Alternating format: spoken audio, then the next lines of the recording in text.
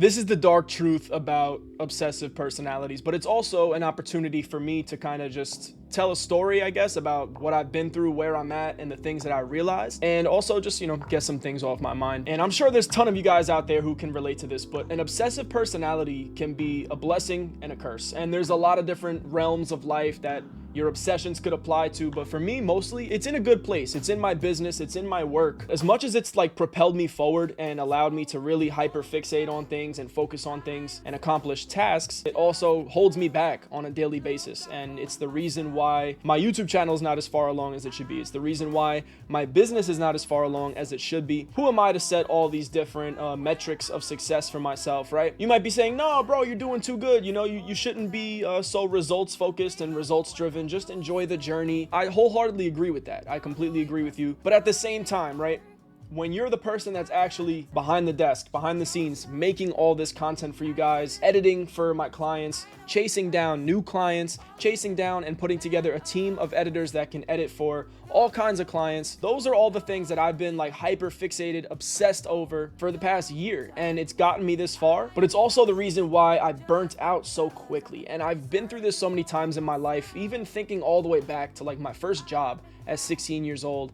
And, when I got to 17 years old, I picked up a second job and then a third job eventually right as I got out of school and dropped out of college. I really burnt out very quickly because I didn't have a direction that I particularly wanted to go or a destination that I was looking to arrive at. I didn't quite know that yet. And so I dropped out of school to have more time to just earn money. Fast forward a couple years down the line, I start my own detailing business. I run that for about a year. I clean vans for Amazon. I start working for Amazon. Finally, after about 2 years of Amazon, I had enough of picking up boxes and putting them down. So I wanted to start a video production company. I really wanted to express my digital skill set and make use of it because while I was working for Amazon, I had taken digital marketing courses and web design courses and graphic design training and done all these different things, basically constructed myself as like this Swiss Army knife of all these different digital skills. The problem was I was a Swiss Army knife, jack of all trades, but a master of none. And that is something that my obsessive personality, I basically blame it completely on that. And I blame it on myself, right? I'm taking the accountability here. I'm not looking to shift the blame around. But the reason that I'm to blame here is because I've obsessed over each individual topic and skill that I was trying to learn. I would hyper fixate on it. I would spend 3 months with my head in a book, not even going outside and touching grass, just taking notes, doing training, doing courses, practicing real examples of what I'm trying to learn. And all that stuff was great.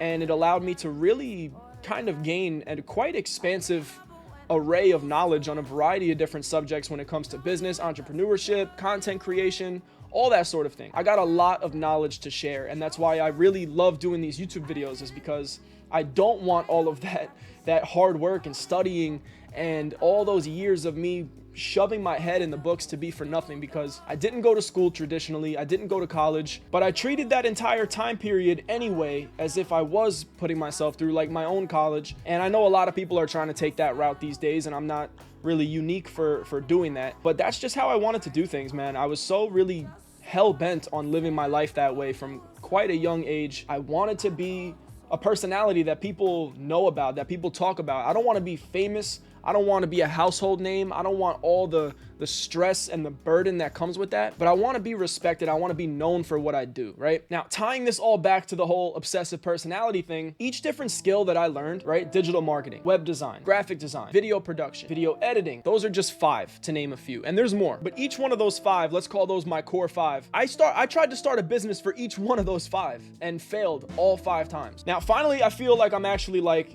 at a final destination, and I've said that before. I've said that time and time again, and then I go ahead and I blow everything up and I go back to the drawing board, and I can't keep doing that. I just worked with a client for the past 3 months. I actually won a big video editing contest to secure this guy, and he took me in, and I was editing his videos for a good month straight, and he promised me, he guaranteed me a fixed monthly rate. I was supposed to make $3,000 a month, guaranteed, no exceptions, just to be my full-time editor, for him. And that I agreed. I won the contest and I agreed to the terms. And this guy really like jerked me around and screwed me. And I didn't make that 3K in a month once. The first month I made like 2,800. Second month, he shorted me down to 1,200, okay? And I was like, whoa, what the hell's going on here, pal? We had a big, debacle about it. And finally, he said that he's been thinking and really like this isn't the direction that he wants to take things, and he wants to kind of just blow the whole thing up and start from a different foundation, a different perspective, a different approach. So reluctantly, I agreed to, forgive him and, let's put the past behind us. Let's move forward with this new foundation you want to build, whatever. Go ahead and build it, and then we'll get moving. What was supposed to be 2 weeks of this guy structurizing things turned into more like 2 months of me not making the income that I was expecting to make, that I worked so hard to secure. I realized through working with this guy and now finally walking away from this guy, thank God, that running on a hamster wheel is keeping so many people held back. It's blowing up and destroying so many great ideas, so many great executions that could have been are being completely destroyed by the fact that there's an obsessive mother effer behind the scenes, just completely blowing things up, starting over, blowing things up, getting burnt out, going back to the drawing board. Oh, this ain't right, this ain't perfect. And when I tell you that this man, okay, the first month of our working together relationship, I was editing his videos, right? After the first month that he did that whole like restructuring thing, I was no longer an editor. I was more so basically the manager of his operations, writing different training systems and documents and basically building the business systems with him. Because he was getting so burnt out of doing it himself. But mind you, for that time period that I was editing for him, that first month, he had a videographer follow him around every day in Miami, and he was getting all this content of him building his content team and his business and giving sales advice and doing sales trainings and stuff like that.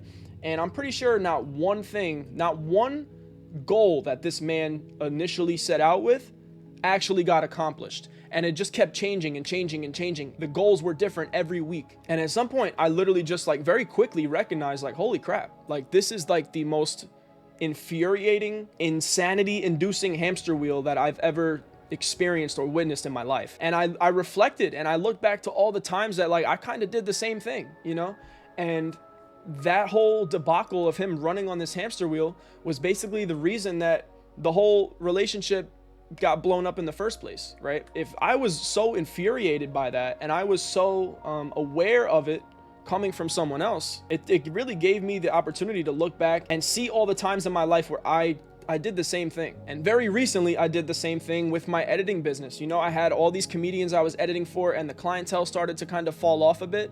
And it wasn't because I was not putting out a good product.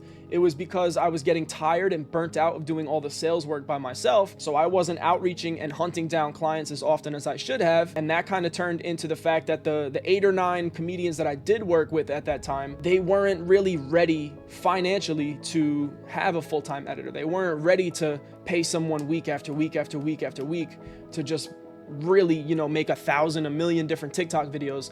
They just kind of wanted 1 or 2 or 3 videos every time they did a show, and it was like few and far between. I realized that was like the kind of audience that I was getting, and I needed to find a way to really secure them into like a 6-month term, a 12-month term.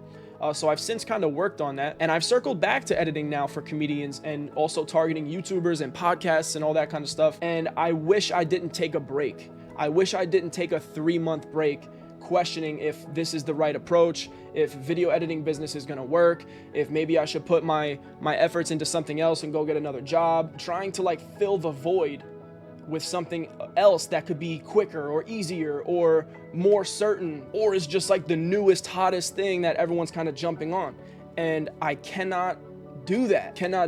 This is my lane. I'm a video editor. I edit for comedians, for YouTubers, for TikTokers, for streamers, all that kind of stuff. And that's what I want to do. I want to build a brand that is known for being the best at that specifically. And I want to bring something to the table, a product, a software that comes alongside my company that makes video editing easy for everyone, that allows anyone to come and edit a video with just a few clicks. And I know that stuff is already possible, but I really want to take it to the next level with AI and kind of creating my own editing software at a certain point. And I've gotten started, I've gotten my foot in the door by building a team of editors, and we use pre-existing software, obviously not our own software.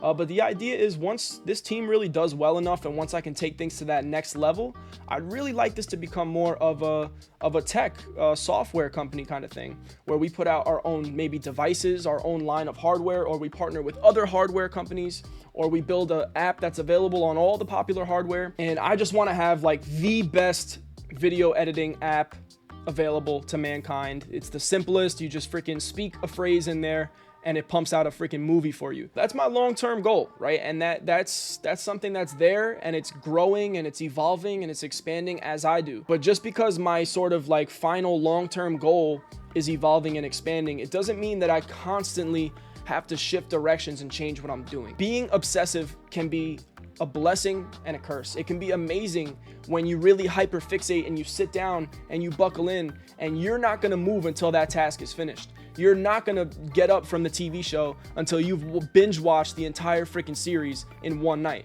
That's me, okay? And I'm sure it's a lot of you too. But there's a huge downside to that. Yes, you get to absorb all this fantastic storytelling and information within just one night of watching the show. But now once you finish the show, something that you really got attached to and enjoyed, and now it's just ripped away from you within 2 days, and you really didn't have that time spent with it. You didn't really get to sit and spend time and have these elaborate, deep thoughts that could have occurred if you're watching something over the course of a month and you're getting to apply each episode to your day-to-day life. Maybe you find certain things that you relate to, etc. If you just binge the whole thing in one night, you're overstimulating yourself, right? And I do that all the time. I'm very good at learning things very, very, very quickly. I'm a fast learner. I always have been. I learned how to ride a bike with no training wheels, okay? 2 hours. 2 hours. Ask my mom. But at the same time, I exhaust my interest in different things so quickly, and then I burn out. And then I look for the next thing to fill the void. When meanwhile, I really need to stick with one thing for a very, very, very long period of time and reap the rewards of that. And I want to do that, and that's something that I preach, but it's something that I don't always practice. So anyway, just a little bit of a different kind of video for you guys, a little bit personal, and also hopefully I think you guys can relate to the whole obsessive personality thing. You know, I know there's a lot of different aspects in life that could apply to, some more harmful than others. You know, some people are obsessed with different drugs or different sexual things, and that's not so good. So if you're gonna be obsessive, put it in your work. This is where you want to put it. Just don't let it also be your biggest weakness, I guess is what I'm trying to say. So thank you guys so much for watching. If you did enjoy, please watch this little floating video right here. You can click it and it's going to teach you how to make titles and captions in CapCut manually without using the templates.